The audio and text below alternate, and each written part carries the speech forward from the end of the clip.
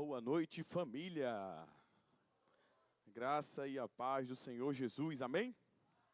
Quem está vivo, diga amém. Glória a Deus, Jesus.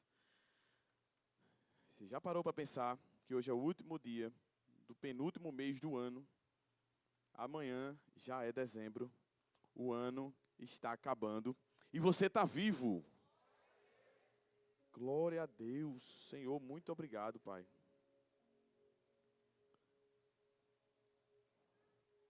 Deus é fiel.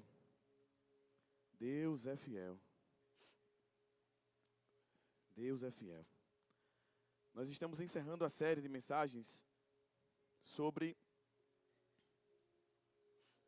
o Deus da frutificação. E hoje à noite, eu tenho convicção que você não veio para esse lugar por acaso. Você veio para esse lugar para cumprir uma agenda que Deus tem para a sua vida. Quem crê nisso diz amém. Meus irmãos, tanto foi falado em 4 domingos. Hoje é o 5º e último domingo da série. E me foi dada essa responsabilidade, esse privilégio de estar aqui trazendo o encerramento. E eu tenho certeza que Deus vai falar aos nossos corações, assim como foi pela manhã.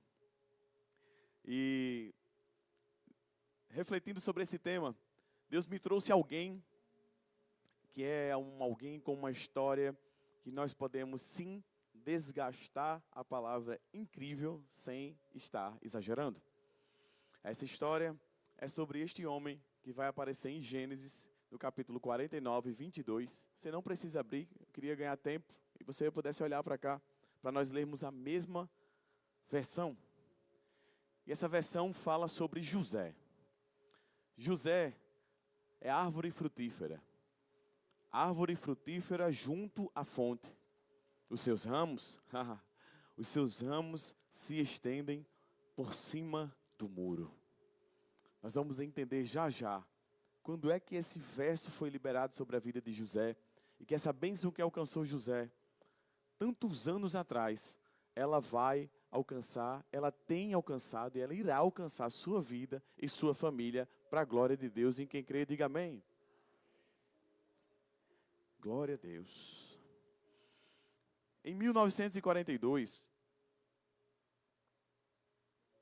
um homem conhecido chamado Carlos Drummond de Andrade, ele lançou um livro.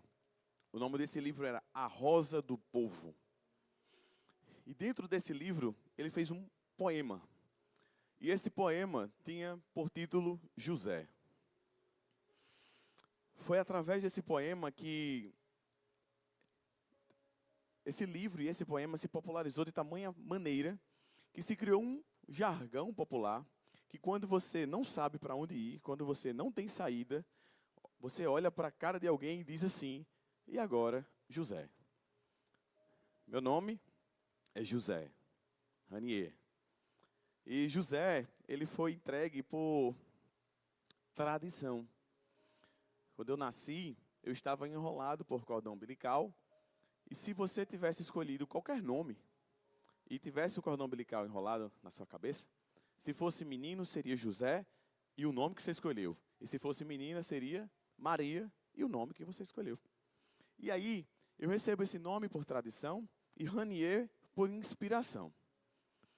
Meus irmãos, o José de Carlos Drummond de Andrade é um José solitário, é um José com uma crise existencial, é um José ansioso, é um José depressivo, é um José sem saída e é um José que não sabe a quem pedir socorro. E assim finda o poema José dele, Carlos Drummond de Andrade. Diferente do personagem de hoje à noite. Esse José de Gênesis 49, de Gênesis 37, que está lá em Crônica, que está em Atos 7, que está em Hebreus. Esse José, um dos patriarcas, ele é um José que Deus era com ele. Ele é um José que ele sabe para onde ele vai. Ele é um José que, apesar de tudo, ele entendeu que ele tem um Deus que é um Deus de aliança. Esse é o José que nós vamos falar sobre ele nessa noite. E certa vez, eu vi algo que me chamou a atenção e me fez ir pesquisar a árvore genealógica da minha família. E na árvore genealógica da minha família, eu fui pesquisar e descobri algumas coisas. Dentre elas, descobri que minha família tem uma origem e essa origem é uma origem foi um tanto inusitada. Eu não sabia, mas o pai do meu avô, ele era cacique de uma tribo chamada Cafuçu. Cafuçu não é um bloco carnavalesco, Cafuçu é uma tribo indígena. Esse nome de fato existe. E essa tribo, ela me trouxe um espanto. Quando eu olhei, eu disse, caramba, o pai do meu avô, ele era cacique. O pai do meu avô era líder dessa tribo. E eu fui pesquisar entre outras coisas, até que eu cheguei em algo que cabe para esta palavra hoje à noite. José é um nome que tem um significado muito belo. E foi por causa deste personagem que eu fui atrás de saber alguns significados de nomes que me chamaram a atenção. E José é um nome que significa Deus me acrescenta. Deus é multiplicador. José tem uma derivação pequena para Josué. No hebraico, tem uma pequena mudança de Yosef para Yosef. É considerado como se fosse o mesmo nome, que também tem uma tradução para Deus é a minha salvação. E depois eu fui entender que Ranier também é um nome que tem um significado que, quando eu fui olhar, quando eu fui pesquisar essa origem hebraica, ele também tem essa mesma derivação de José, e que significa Deus é minha alegria. E quando eu olhei, eu disse, meu Deus do céu, José Ranier, então você me chama de José Ranier, fosse para essa época de José, você estava dizendo o quê? Que eu era, o Deus é minha salvação, Deus é meu multiplicador, Deus é quem me acrescenta e Deus é minha alegria. Eu saí pesquisando, olhando que significado belo. Tem um momento na vida de José que você vai entender o quão que o significado do nome valia para essa época e para nós hoje. Por exemplo, temos algum Breno aqui no meio? Tem alguém com o nome de Breno? Não, né? Breno é um nome que tem um significado muito duro. Breno significa que ele é o príncipe das desgraças. Precisamos buscar entender os nomes que nós estamos falando. E quando eu fui olhar, eu me parei e disse, tem um nome aqui que eu vou procurar saber. Que nome foi que eu fui atrás? Djalma. Djalma. Olha que nome. Djalma. E pesquisando, entendendo, vi que Djalma não é origem hebraica, é origem alemã. O nome do nosso pastor é alemão. Então, o pastor Djalma tem um nome, um significado belíssimo, que significa aquele que guarda e protege o seu povo, homem forte e honrado. E ele tá ali no meio, porque sempre fica aqui. E hoje pela manhã, eu não sei se ele sabia, mas esse é o significado do nome dele. Eu disse, meu Deus do céu, uau, que nome. E meus irmãos, José é esse personagem que certamente a história top 2, 3 no mundo, você não vai encontrar nada mais belo do que este homem de Gênesis. Essa seria a nossa introdução. E eu queria em 3 pontos poder compartilhar com você aquilo que Deus colocou no meu coração. Você não precisa abrir a sua Bíblia. Eu vou projetar aqui as referências e para nós podermos ler a mesma versão que para essa mensagem ela faz uma diferença. José, se eu pudesse trazer um tema para essa mensagem, seria José, frutífero do poço ao palácio. Esse homem era um homem obediente, de respostas certas. José era um ramo frutífero que ele tinha uma convicção. A glória não subsiste no ramo. A glória está na videira verdadeira e ela tem um nome. É o meu Deus que eu sirvo, Jesus de Nazaré. Se estivéssemos numa igreja pentecostal agora, ouviríamos muito amém. A glória não está no ramo, está na videira que é Jesus. Glória a Deus. Jesus é a videira verdadeira. E a glória é da videira e nunca dos ramos. José, ele teve uma história que praticamente todos vocês conhecem muita coisa dela. Por isso que eu vou poupá-los para a gente poder entender aquilo que Deus colocou no coração sobre esta história de José, que eu acho que daria uma série. É tão rica essa história que eu acho que a gente poderia passar o ano 2026 inteiro falando sobre José todo domingo. E estaríamos certamente extremamente abençoados sobre essa história. Mas José, ele ganha uma túnica do seu pai. José ganha essa túnica aos 17 anos. José é o filho mais querido de Jacó. E José, ele está aqui em um momento que ele obedece ao pai, que o pai diz: olha, vai atrás dos seus irmãos, eu preciso que você vá saber onde é que seus irmãos estão. Todos eram pastores, os 12. E aí José, ele vai atrás de seus irmãos, e quando ele chega, ele percebe os seus irmãos longe, ele se aproxima dos seus irmãos, e aí José, ele vai para lá usando uma túnica. E essa túnica, nós podemos entender que hoje, ela é um pouco, talvez, a versão que mais se aceita, que ela não é aquela túnica colorida que talvez você aprendeu na escola bíblica infantil. É uma túnica talar, e essa túnica talar, ela tem uma característica não de colorida, não de ser colorida, e sim de ser manga comprida. Ela fechava até aqui e ela vinha até os pés. O que aconteceu com essa túnica? José, ele foi chamado por Jacó: meu filho, vem aqui. E ele foi num momento secreto com Jacó, e Jacó disse assim: meu filho, eu quero lhe dizer uma coisa, eu vou lhe dar um presente. Esse presente é uma túnica, é uma roupa. Só que você sabe o que essa roupa representa para a gente.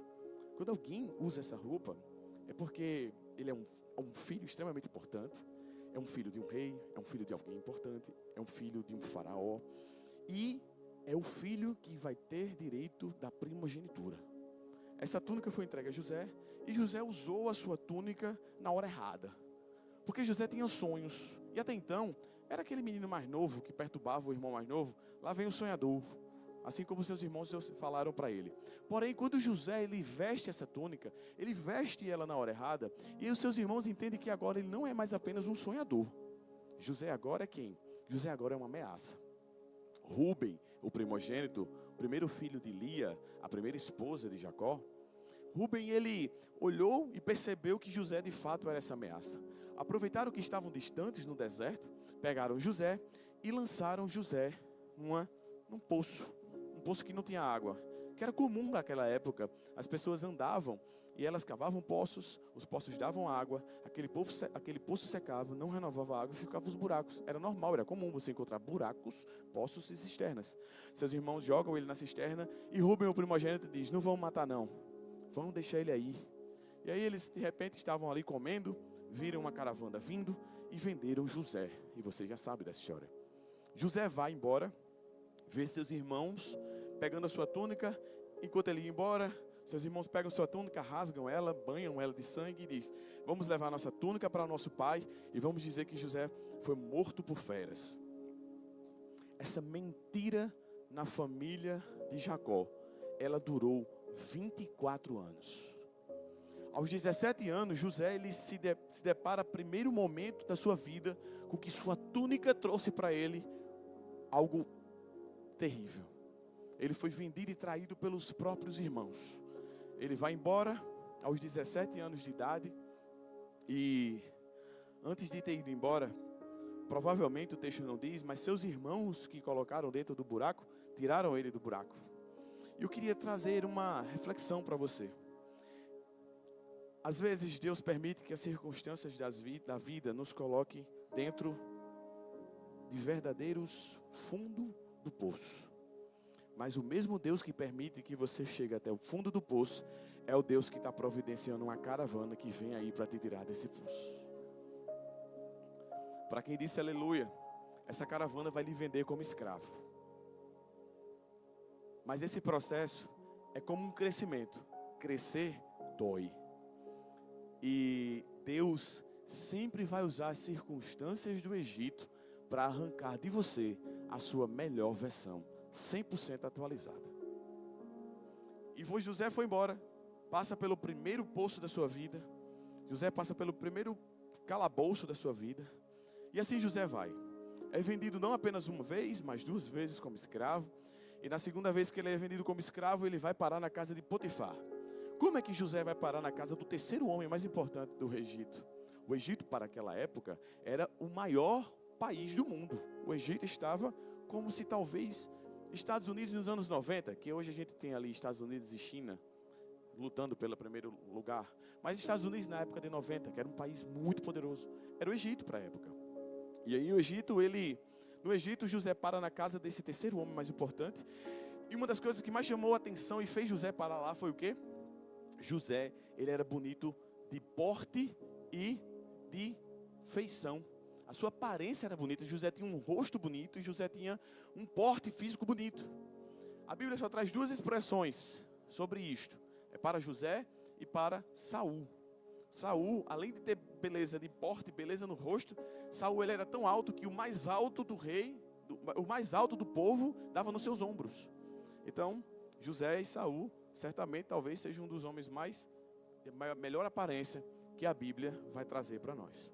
José para na casa de Potifar, e na casa de Potifar, José chega e Potifar diz assim: José, eu estou percebendo que você está crescendo, desenvolvendo, porque José entendeu que todos os dons e talentos que Deus nos dá são para servi-lo. E José colocou em prática os dons e os talentos. José tinha 3 dons. O primeiro, José ele sonhava. Seus irmãos disseram: lá vem um sonhador.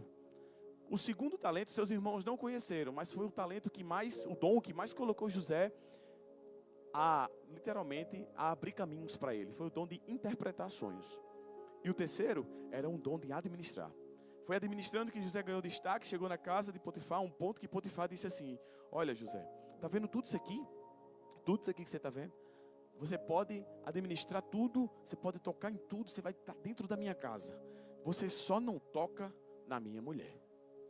José entendeu aquilo, e José era um homem obediente. Obedeceu ao seu pai Jacó, foi atrás dos seus irmãos e foi parar no fundo do poço. Saiu do poço, foi vendido como escravo, e agora eu não sei como está a cabeça de José. Talvez por ser vendido como escravo, a gente acaba associando que José era pobre, mas José nasceu em berço esplêndido. Jacó, ele tinha muito dinheiro. E José certamente seria uma expressão que nós conhecemos como filhinho de papai. E José ali agora está como escravo, numa situação completamente diferente daquilo que ele tinha na casa do seu pai. Mas José, a todo tempo, se mostrou um ramo frutífero. Porque José estava ligado à fonte das águas. A glória não está no ramo, a glória está na videira. Deus era com José no fundo do poço. Deus era com José no meio da caravana. Deus era com José sendo vendido como escravo. Deus era com José na tentação. Esse é o primeiro ponto. José frutificou em meio à tentação. A resposta certa, uma noite, pode pôr em risco a sua geração. Uma resposta errada e uma noite podem pôr em risco a sua geração. Eu vou te dar um exemplo bíblico para isso. E esse exemplo está nessa história.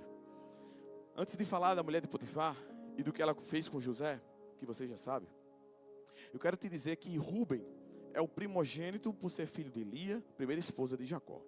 E o seu direito de primogenitura, Rúben ele rasgou quando ele, diferente de José, deu uma resposta errada quando foi tentado na área sexual. Rúben, ele se deitou com a primeira esposa do seu pai, Lia. Rúben, ele comete um incesto. É uma relação sexual entre parentes. Rúben deita com a esposa do seu pai, mas além desse pecado ser extremamente horrível para a época, e hoje também, obviamente, mas para aquela época era considerado algo terrível, a um ponto que, como consequência, Rúben perdeu o direito à primogenitura. Porque o que Rúben quis fazer foi dar um golpe no seu pai. Ele queria assumir o lugar do seu pai. E aqui Rúben, ele faz isso e ele vai colher consequências por toda a sua vida. A tribo de Rúben, de todas as 12 tribos, foi a única que não produziu um rei, foi a única que não produziu um líder relevante, foi a única que não produziu sequer um profeta. Rúben, ele colheu todas as suas consequências por ter dado uma resposta errada e ter caído na tentação na área sexual. José, quando a mulher de Potifar, ela percebeu que em alguns momentos ela estava sozinha com José, ela olhava para José enquanto José estava ali fazendo e administrando as coisas dentro da casa de Potifar, e ela dizia: e agora, José? O que nós vamos fazer? José, a mulher de Potifar, a mulher do terceiro homem mais poderoso, do país mais poderoso, certamente era uma mulher muito bela.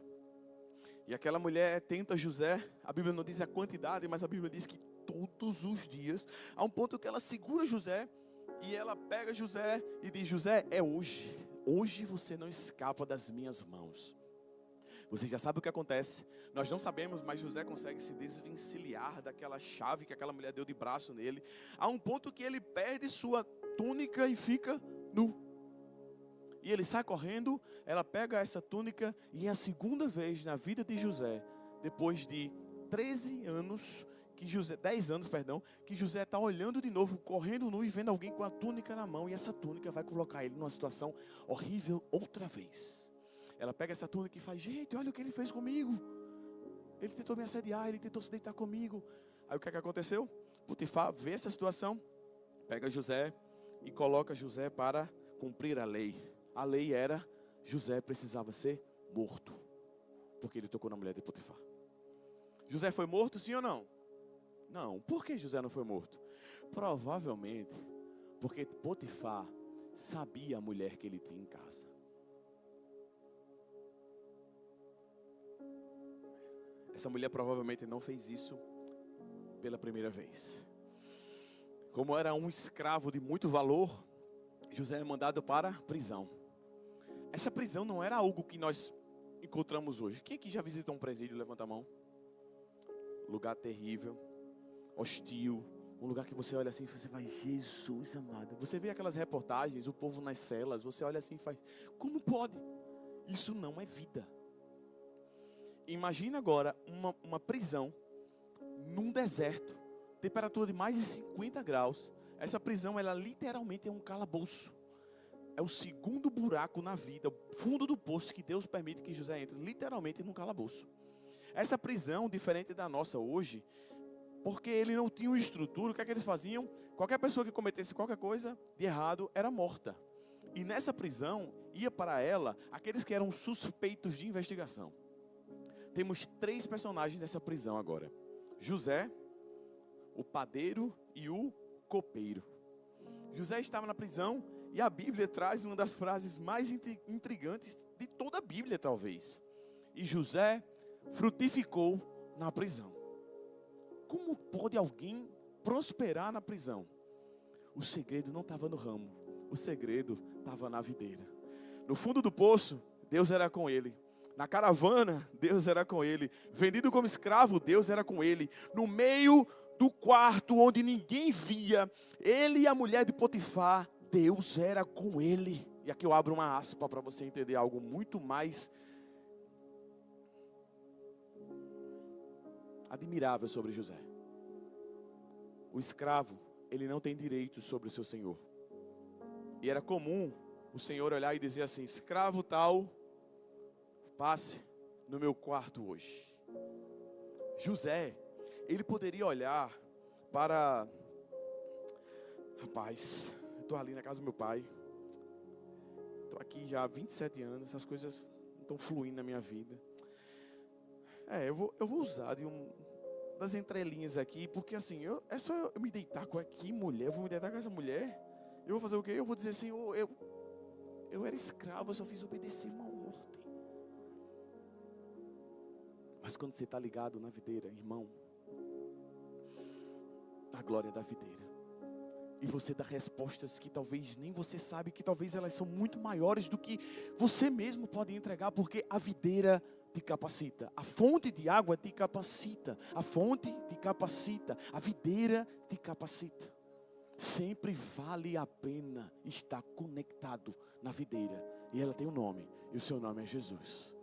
Ele é a imagem do Deus invisível. Ele é o soberano sobre toda a criação, pois nele foram criadas todas as coisas, nos céus, na terra, e tudo subsiste por causa de Jesus. Ele é a videira verdadeira, Ele é o Deus da frutificação, Ele é digno da sua adoração, Ele é digno do seu aleluia, Ele é digno do seu glória a Deus, Ele é digno da sua gratidão, Ele é digno do seu aplauso nessa noite. Jesus, nós aplaudimos o Teu nome, pois se amamos, reverenciamos Sua presença, amamos o Senhor, ao Senhor seja toda a glória para sempre. E aqui está José, frutificando na tentação, e agora vai frutificar na prisão. José agora está dentro desse calabouço. As grades se fecham. Mas José, Deus estava com ele. E aonde José ia, Deus ia na frente. Aonde José ia, Deus ia abrindo caminhos. Aonde José ia, Deus ia tirando os espinhos. Aonde José ia, Deus ia ordenando anjos para estarem com ele. Aonde José ia, Deus ia fazendo algo tão belo. Como diz esse mesmo hino e refrão dessa música, que eu gosto tanto. E ao invés de citar, para por favor. Deus vai na frente, abrindo o caminho, quebrando as correntes, tirando... Canta, José. Ordena os anjos para contigo lutar. Ele abre as portas para ninguém mais fechar.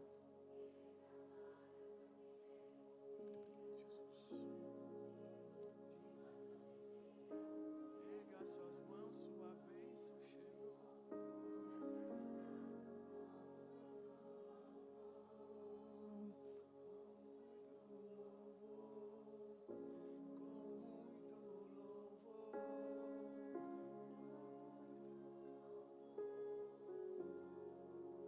E assim ia José, enfrentando prisões e no segundo calabouço da sua vida, crendo que Deus estava com ele.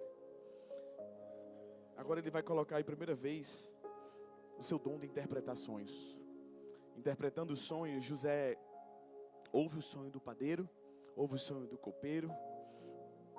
E em Gênesis 39, no verso 6, não precisa abrir e nem precisa projetar. Quando Potifar disse assim: José, toma tudo isso aqui, ó, é tudo teu. Não toca na minha mulher, porque administra tudo para mim, porque eu estou preocupado com os meus pães. Provavelmente, esse verso, ele linka diretamente com a prisão e faz com que nós possamos entender que a revelação do sonho de José é que o copeiro seria ele restabelecido. Esse copeiro, ele era responsável não apenas,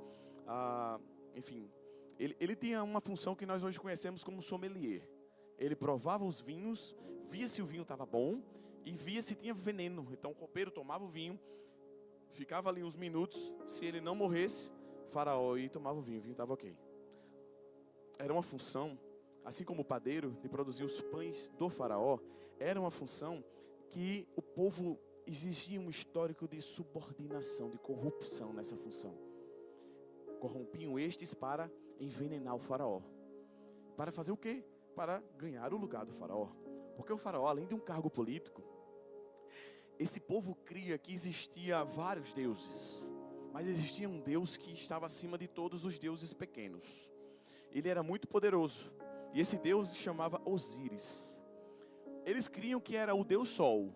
O Deus, eles tinham três: o Deus Sol da manhã, o Deus Sol do meio-dia e o Deus Sol das 5 da tarde, para o sol se pondo. E eles acreditavam que Faraó era a encarnação do Deus Sol. Eles acreditavam que Faraó era uma encarnação e ele era, na verdade, um homem, mas uma divindade. A um ponto em que ninguém se chegava perto de Faraó e olhava nos olhos dele e conversava com ele olhando nos olhos. Você não podia olhar para os olhos de Faraó, senão você era o quê? Morto. Você não podia tocar, encostar em Faraó, senão você era o quê? Morto. Faraó, ele era um homem, uma divindade, extremamente poderoso. O sonho se cumpre. Depois de 3 dias, o padeiro é ofertado a sua cabeça e ele morre. E o copeiro vai e volta e tem a sua função restabelecida. E aí José olha para ele e diz assim: copeiro, lembra de mim quando tu chegar lá? O que é que acontece? O copeiro esqueceu. Gênesis vai dizer para nós, ele esqueceu de José. Esse pequeno esquecimento do copeiro, talvez o copeiro tenha TDAH, e ele esqueceu, e esse esquecimento do copeiro fez com que José passasse mais 730 dias na prisão. 2 anos na prisão, vendo o sol se pôr, vendo o sol nascer no calabouço. Mas enquanto isso, o que acontecia? José não murmurava. A Bíblia traz sobre a vida de José algo tão belo que não se cita pecado de José. Não se cita erro de José, só se citam acertos de José. José frutificou em meio à tentação e José frutifica na prisão. Mais 2 anos esperando Deus ir na frente, abrindo o caminho, quebrando as correntes, tirando os espinhos. E às vezes nós cantamos e fazemos uma campanha de 1 semana de oração e Deus, Senhor, está demorando demais. São 2 anos a mais, preso. Asterisco, injustamente, por uma acusação leviana da mulher de Potifar. Mas José, ele era um ramo frutífero. José estava ligado à videira verdadeira. Por falar em ramo frutífero, coloca por favor Gálatas 5, 22, para nós lermos algo sobre todo o ramo frutífero. É obrigado a ter isso aqui, ó. Vamos ler no 3, 1, 2, 3.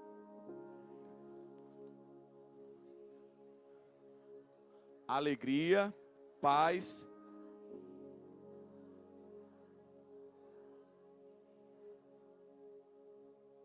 Pode passar.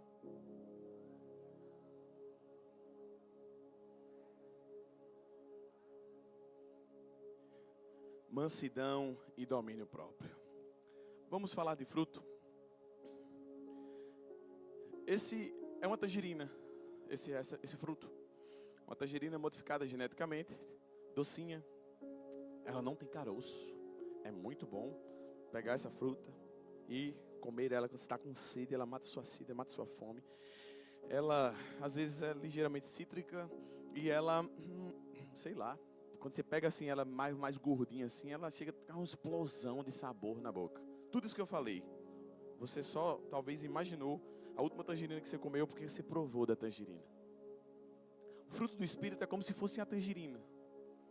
Não tem como o pé de tangerina dar 2 gomos da tangerina. A tangerina, ela é um fruto, ela é uma junção de alguns gomos embalado numa casca. Você que se diz nascido de novo, regenerado em Cristo, você precisa ter o fruto do Espírito. E o fruto do Espírito, pode deixar projetado, por favor, Gálatas. O fruto do Espírito são esses 9 gomos, essas 9 características. Eu já ouvi muitas pessoas dizendo assim: mas é porque é o seguinte, eu sou crente, mas eu não sou besta. Eu sou crente, eu me converti, mas meu braço não. Eu me converti, mas minha boca não. Eu me converti, mas se ele fizesse isso, eu dava-lhe uma mãozada. Quem conhece alguém assim? Epa, não precisa levantar a mão. Se era para ele estar aqui, Jesus teria trazido. Hoje é você. E José, ele vai mostrar a capacidade incrível que o fruto do Espírito tem para destruir as obras da carne.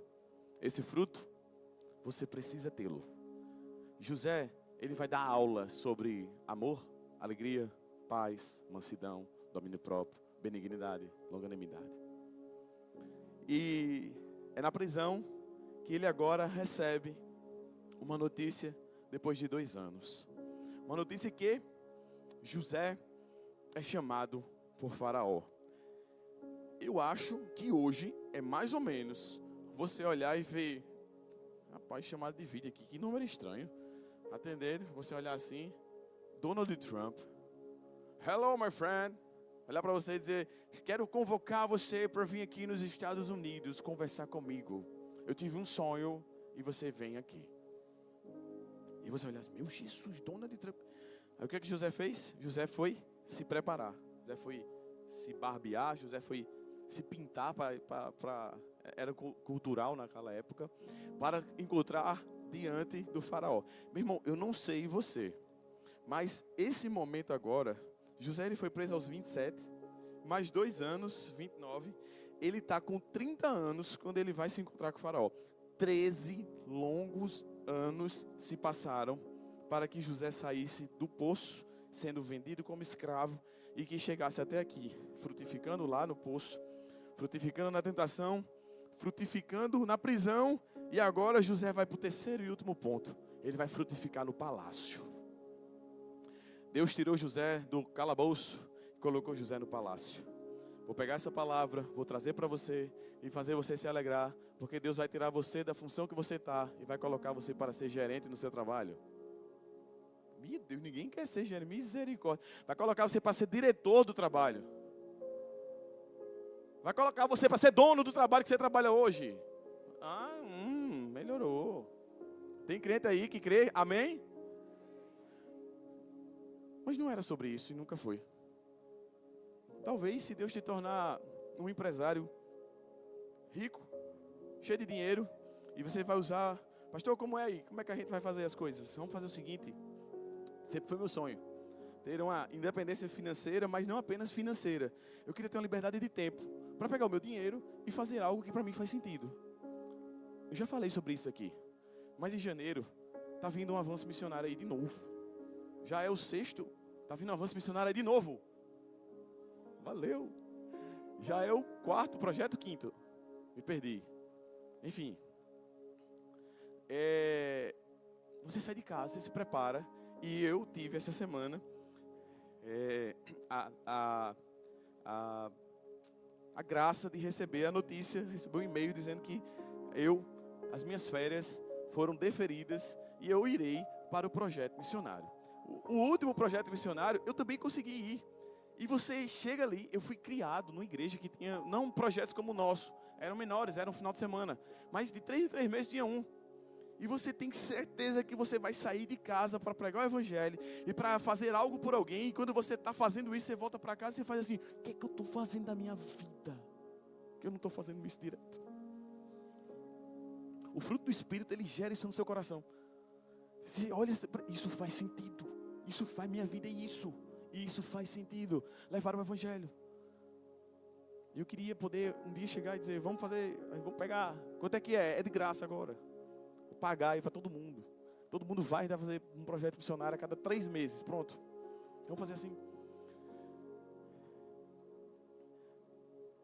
Todo ramo frutífero, ele entende que a glória não está no ramo. A glória é da videira. A glória não está no ramo.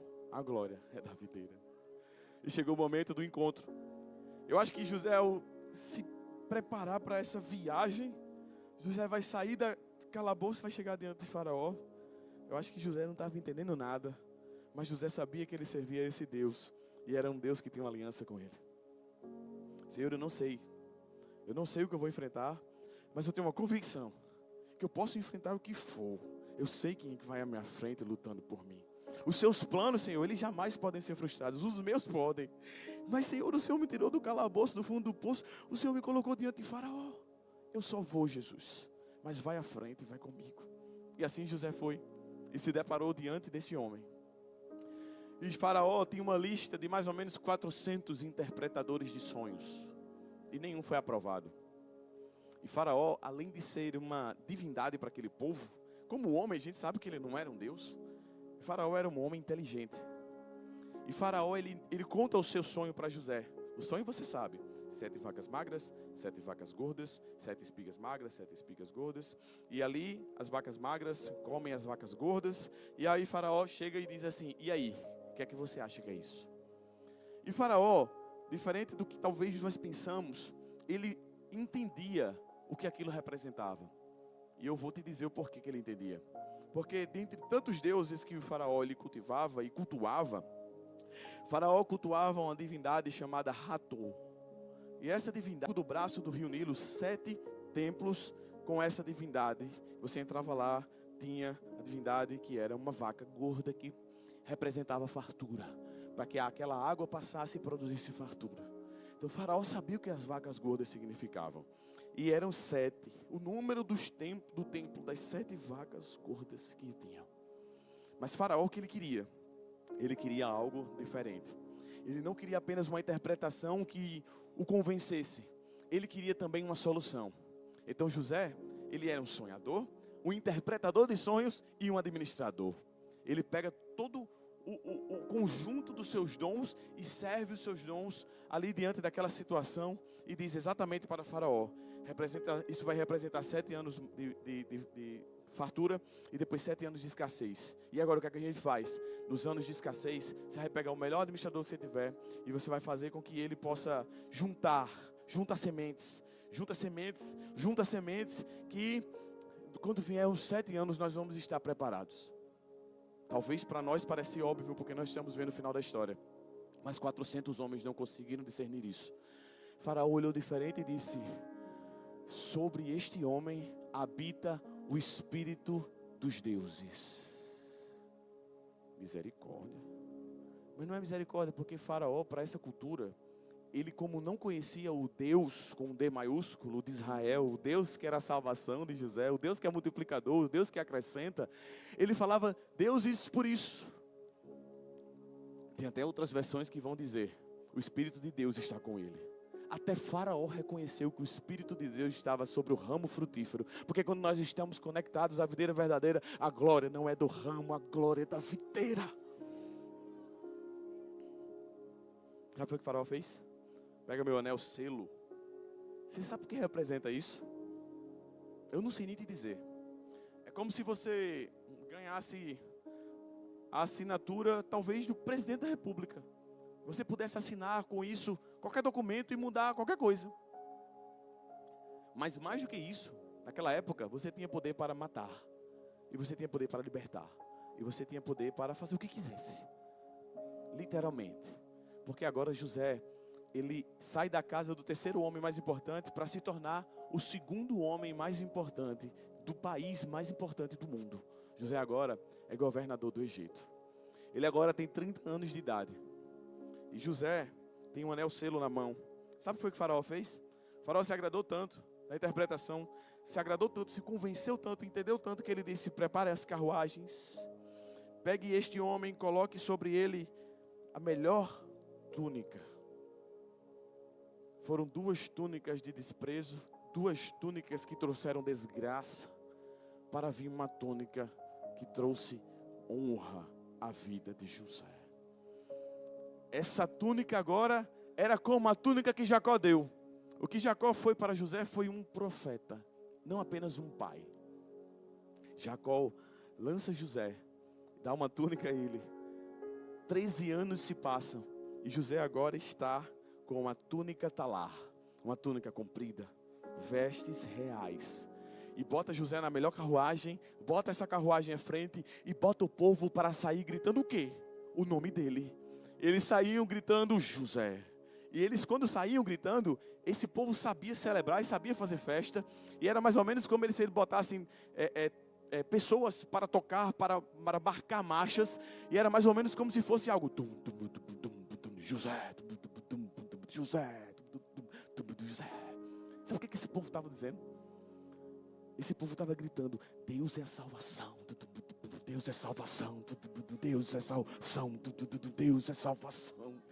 Até Faraó reconheceu que Deus é a salvação, porque a glória não é do ramo, a glória é da videira, e ela é viva, e ela é verdadeira, e o seu nome é Jesus de Nazaré. Não há quem resista, até o homem mais poderoso do mundo, uma divindade, se rende diante do Deus poderoso. E agora José vai fazer o quê? Frutificar. Porque o que José sabe fazer é, com o fruto do Espírito, destruir as obras da carne. Talvez você foi em algum lugar, não sei, que parou a mensagem por aqui e disse que quando José chegou, ele saiu da função de funcionário e se tornou agora dono da empresa. E a gente coloca uma música que vai dizer que enquanto eu estiver na plateia, no palco, você vai estar na plateia. Não era isso. Esse sentimento não é sentimento de quem tem o fruto do Espírito. Porque quem tem o fruto do Espírito, ele é manso. Ele tem domínio próprio. Ele tem um amor. E esse amor de Gálatas não é um amor filéu. Não é um amor de amigo. Esse amor de Gálatas não é um amor daquele amigo mais chegado que irmão. Esse amor de Gálatas não é um amor eros do homem para com a mulher, sua esposa. Esse amor de Gálatas é um amor ágape. É um amor que só o Espírito Santo pode produzir no seu coração para você ter compaixão por alguém. Tenho certeza que você sabe que um jovem foi despedaçado pela leoa da bica. Qual foi sua ação ao ver aquele vídeo? Apenas filmar como as pessoas fizeram ali? Ou você olhou para aquele jovem e disse, meu Deus, o que se passa na cabeça de alguém para fazer uma ação daquela? Meu Deus, o que se passa no coração da mãe, do pai, da família, eu não sei quem é. Meu Deus.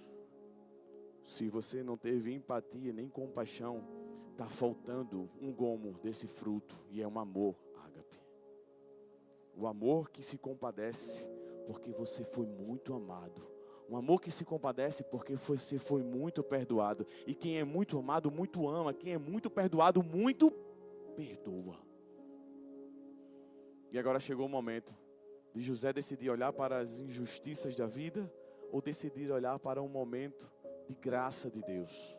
Eu cheguei aqui porque eu fui bom, porque eu tive uma ideia. Eu cheguei aqui porque você não conhece a minha história. Você chegou onde você está porque Deus permitiu que você chegasse por graça. Não existe mérito nos ramos, a glória é da videira. Você é substituível e descartável. Eu estou pregando diante do espelho, tá? A glória é da videira. E aqui eu vou finalizar. José passa 9 longos anos. José agora ele tem 39 anos. Aos 37, acabou o ano de fartura. Aos 38, primeiro ano de escassez. Aos 39, governador, pelo amor de Deus, eu lhe entrego tudo que eu tenho. Eu só preciso de uma semente de trigo. Eu estou morrendo de fome. Isso não era o pedido de uma família. Isso era o pedido do mundo inteiro. O que Deus permitiu que José fizesse através dos seus dons no lugar certo, sendo obediente, foi salvar o mundo inteiro da fome. Você tem noção do que é isso? Essa história, ela é incrível. Esse povo bate na porta. E quem é esse povo? A família de José. Você sabe o que José faz? José olha, conta, 2, 3, 4, 5, está faltando um. Cadê Benjamim? Benjamim era mais ou menos da idade de Ian. Quando Ian, meu Ian, que tem 1 ano, 11 meses. Ele era da idade de Ian quando José foi vendido como escravo. E ele olhou e disse, está faltando um, está faltando o mais novo. José arrumou uma forma de trazer o mais novo. E entre a sua primeira ida e a volta, aquele povo leva mantimento. Entre a sua primeira ida e a volta, o que é que acontece? Se passam 2 anos. Às vezes o maior problema quando nós estamos lendo a Bíblia é porque a gente lê um versículo grudadinho no outro. E a gente quer que a coisa aconteça exatamente como está ali grudadinho no outro. E às vezes a gente não entende, por não se aprofundar, que existe um tempo. E esse tempo é grande. José agora é um menino maduro. José agora não sai exibindo a túnica que seu pai deu em secreto. José não sai exibindo agora as coisas do secreto, ele vai colocando no Instagram. José não sai olhando, pegando aquilo que Deus tem revelado e pondo e publicando por aí. José agora sabe usar as palavras certas. José agora é um fruto maduro. E José vai passar, e aos 41 anos de idade, existe o grande encontro. Quando esse povo volta outra vez, a sua família, José está naquela sala, e aí a Bíblia diz que José manda todo mundo sair, fica só esses aqui, e ali José, talvez não. José, ele precisava usar adereços e pintar seu rosto, por causa da sua posição. José tira seus adereços, tira aquelas pinturas do rosto e diz, eu sou José. Meus irmãos, eu sou José. 24 anos se passaram e vocês estão aqui. Eu não sei como, mas Deus me tirou daquela cisterna quando vocês me jogaram e rasgaram minha túnica. E hoje eu tenho uma túnica real, restaurada e para a glória de Deus. E eu quero dizer uma coisa para vocês, não tenham medo. Porque eu entendi uma coisa. Podem existir muitos ex na vida, mas não existe ex-irmão, não existe ex-pai, ex-mãe, não existe um ex-familiar. Meus irmãos, eu quero dizer que eu amo vocês. E eu quero dizer uma coisa para vocês, calma aí, vem cá.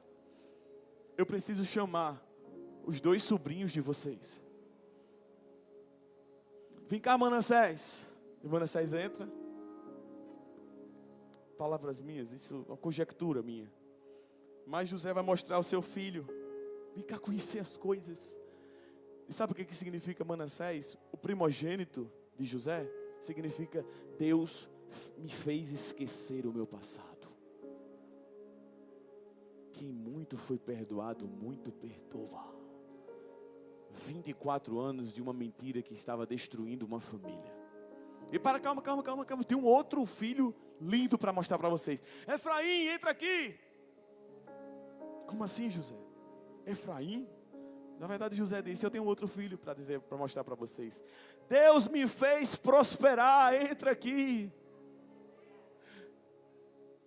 Que história incrível. Que tem tantas semelhanças com a história de Cristo. A glória não é do ramo. A glória é da videira. E agora José, ele conta para os seus irmãos, ele fala com os seus irmãos, como está nosso pai? Ele está vivo. Eu preciso ver minha família. E meus irmãos, preparando esse sermão, eu fiquei imaginando, se eu fosse hoje, em algum lugar, em algum restaurante, e eu chegasse lá e encontrasse meu pai. Imagina o tamanho do susto que essa família tomou. Como assim? José com 41 anos, 24 anos depois, encontrar, eu tenho certeza que você morreu.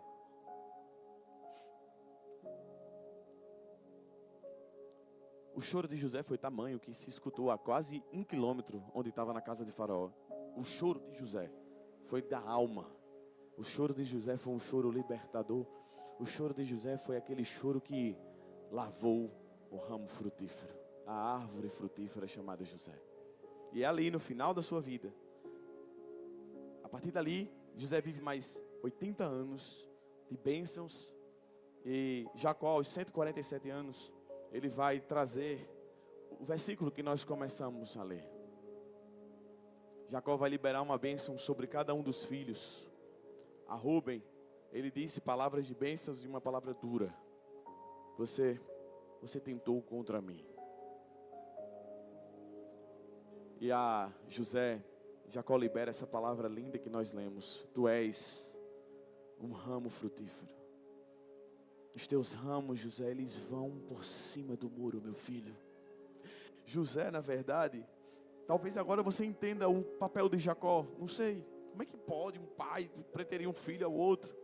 Mas Rúben intentou contra ele. E José era o primogênito do amor da vida de Jacó, Raquel. E aqui, a gente vai finalizar a história. José, ele precisou mostrar para os seus irmãos que estavam tremendo de medo, porque José tinha o anel selo. E José poderia acusá-los, poderia mandá-los, vocês me venderam como escravos, agora chegou a minha vez de vendê-lo como escravo. Vocês me venderam como escravo, me jogaram no fundo do poço, agora chegou a minha vez de colocar você no fundo do poço. Mas José não. José, ele tinha um fruto que vence a obra da carne. E esse fruto é o Espírito, o fruto do Espírito Santo. E eu quero finalizar essa mensagem contando uma história para você. Enquanto eu abro esse fruto aqui. José, não mais a história de José, e sim agora a história de um missionário. Aos 21 anos de idade, William Cameron, ele é um missionário americano que tinha certeza que ele foi chamado para a guerra. Ele ia servir na Segunda Guerra Mundial. E ele vai para um culto na sua igreja. E esse culto, quando ele chega na sua igreja, ele vai se despedir do povo. E ele chega para uma irmã que está mais ou menos ali na cozinha e diz assim: irmã, queria que a senhora orasse por mim. Eu vou embora, vou para a guerra, vou servir, que Deus me guarde. E ela olha para a cara dele assim e diz: você é um covarde. Como assim, irmã? Que palavra dura. E ela diz assim: você é um covarde, sabe por quê? Porque você sabe que o seu chamado não é para uma segunda guerra. Ir para a guerra, obedecer a um general. O seu chamado é para obedecer ao Senhor dos Exércitos. Você precisa ir fazer a missão que Deus reservou para você. Aquilo foi um soco no estômago daquele jovem. E ele decide mudar a sua mala, pega a sua mochila e na sua mochila ele coloca um monte de Bíblia. E essas Bíblias estão em espanhol porque ele sabia que ele precisava ir para Guatemala. Chegando lá na Guatemala, ele não sabia direito para onde ia, até que ele encontrou a pessoa que ia ajudá-lo. E essa pessoa disse: não, aqui ninguém fala espanhol. Aqui nós... Deixa eu te contar uma coisa, William. A gente vai para uma tribo. Vamos para uma tribo? Por que nós vamos para uma tribo? Porque tem uma tribo aqui que ela diz assim: se o seu Deus, ele é tão inteligente como vocês dizem, como ele não fala a minha língua? Como eu vou servir a um Deus que não se comunica comigo?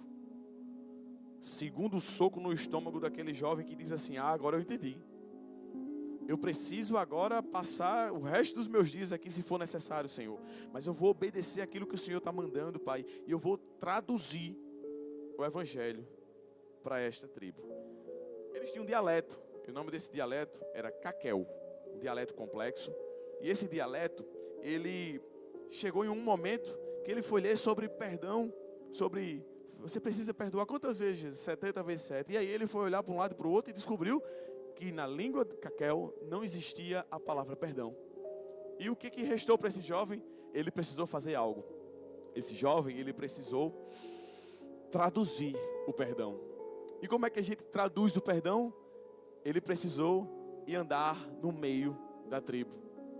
E ele foi no meio da tribo, fazendo com que aquele povo pudesse experimentar o perdão. Como assim? A gente aqui só entende justiça. A gente só sabe que quando a gente faz um mal e sofre outro, a gente precisa fazer assim, assim, assim. Mas ele começou a andar no meio do povo, fazendo com que aquele povo pudesse provar do perdão. Situações aconteciam e aquele homem decidiu andar no meio do povo, fazendo com que o povo pudesse provar do perdão. E ele saiu distribuindo frutos do perdão, mostrando que o fruto do perdão, ele é doce. Mostrando que o fruto do perdão, ele é como o fruto do Espírito. A minha mão está limpa. Mostrando que o fruto do perdão, ele é um fruto que eu só sei quando eu provo ele. E quando eu provo do fruto do perdão, eu entendo que esse fruto, ele vai transformar minha vida.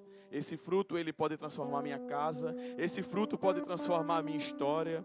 Esse fruto, ele pode transformar os meus dias. Esse fruto, ele é doce. E só sabe quem experimenta dele.